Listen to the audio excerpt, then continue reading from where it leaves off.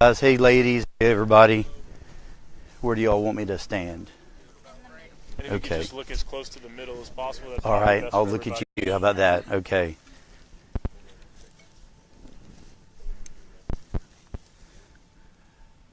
Does everybody know who I am, or do I need to say? Do Okay. you know who you are? Sometimes. I'm Sergeant Keith Smith with the Clay County Sheriff's Office, Public Information Officer. Is everybody ready? Mm-hmm. Okay. Today, around 4 o'clock, we received some information on a subject that we were looking for, and I want to make sure I give you his name correct. It's John Luther Bennett. He was a white male, 9/18 of 88.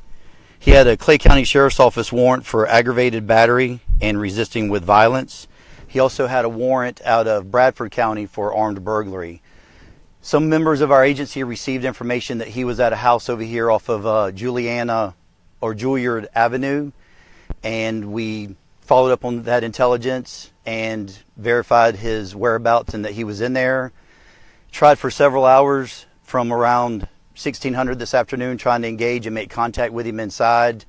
Received some intel from individuals that were inside the house that he was inside the residence when they had left the area and left the residence, and continued to try to engage and make contact. Members of our SWAT team went inside the residence. What appeared to be maybe some holes in the floor or what have you, so they still continued their search, which was one of the reasons why it took us a little bit longer to get up here.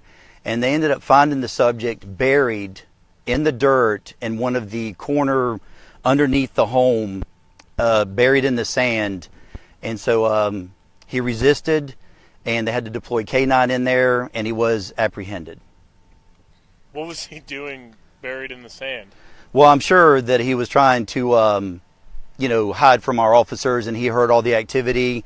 He had to hear all the commands that were given to him to come out. This could have ended peacefully, many hours ago, but he chose a different route. Like Sheriff Daniels preaches all the time, that you've got options, and he's not going to tolerate you coming into Clay County and, committing crime. And if he thought that we were going to leave or just call it a day and come back on another day, then he was sadly mistaken. Was he armed?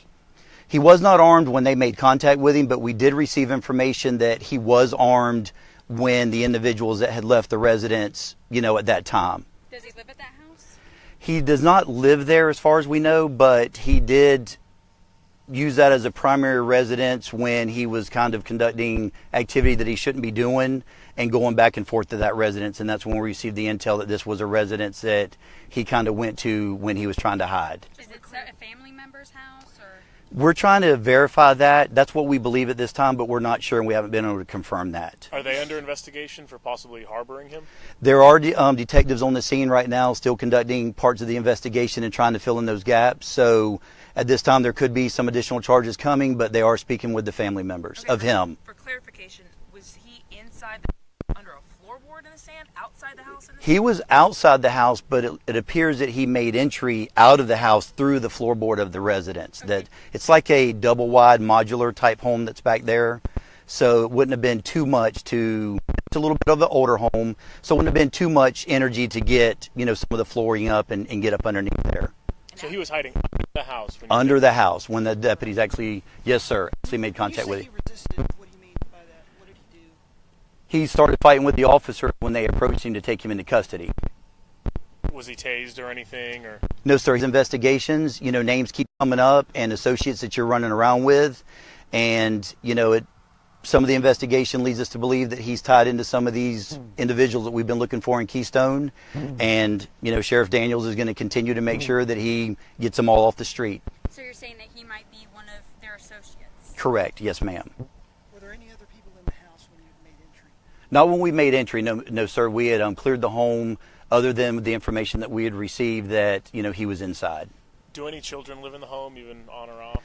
There were a couple of children there today. Now, whether they live there or not, or that's a primary residence, we haven't been able to confirm that right now. So is this something where, child services will also have to be involved? Oh, yes, sir. I'm sure that they'll be making contact with DCF and those kind of things just to make sure that everything is followed through and they get the resources that they need. While he was resisting, were there any injuries? Not to our officers, but he did sustain, a dog bite. Where is he from? I'm not exactly sure where he's from, but I know he's been around in the Keystone Heights area for a few years. Can you elaborate at all on what he's wanted for? You just said the charges, but the narrative of what he's believed to have done? Well, the one warrant is out of Bradford, so I'm not privy to that information for the armed burglary, but that kind of speaks for itself. But he did, the aggravated battery with us is where our officers attempted to make contact with him, where Bradford had made contact with us to, hey, can you go see if this individual's there? We attempted to make contact with him, and that's when he received the additional charges, where when our deputy made contact with him and was trying to get him out of a vehicle, he drove off with our officer hanging out of the car. When did that happen?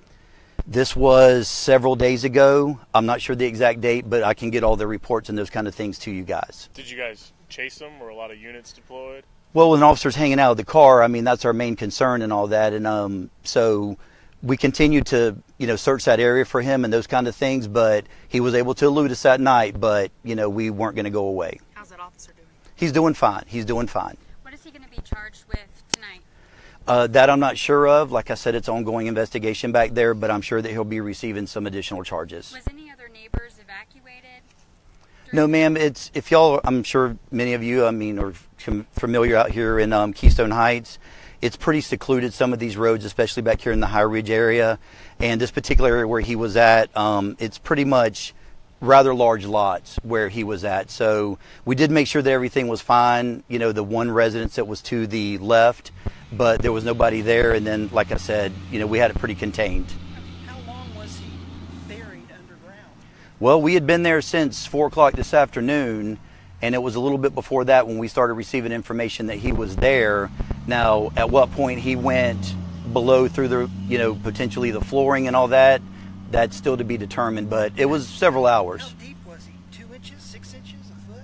He could bury pretty much all of his body to conceal it. So he was completely buried in the sand. Yes, ma'am. So how did you find him? You just saw the hole in the... Searching and doing our job. The dogs help though? Sure. Yes, ma'am. Were there any guns found in the home? They're still back there. I just didn't want to keep y'all waiting any longer to try to get y'all as much information as we could. So that's pretty much as much information as we have. To expand any further would be speculation at this point. And then, once they conclude their investigation tonight, and I'm sure it'll be going into tomorrow, then we'll have updates as we can get Can I them. just ask one more question? Just what took so long from the point that 6 o'clock you guys kind of told us what was happening to now? What was happening in that kind of time span? There were things that were leading us to believe that the location of where he might have been inside the residence. And so y'all were receiving information that something was going on out here. And so just from me making contact with the officers on scene and just trying to keep y'all posted, and we thought that it was going to maybe wrap up shortly after that. And it just took a little bit longer, with the guys doing their jobs back there.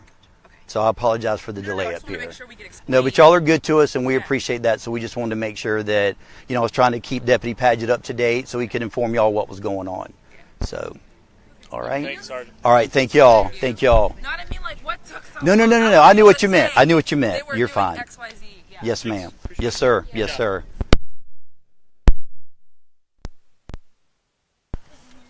And then the name there. I want to make sure I spelled it right. 'Cause I just- Oh yeah, how do you spell his name? It is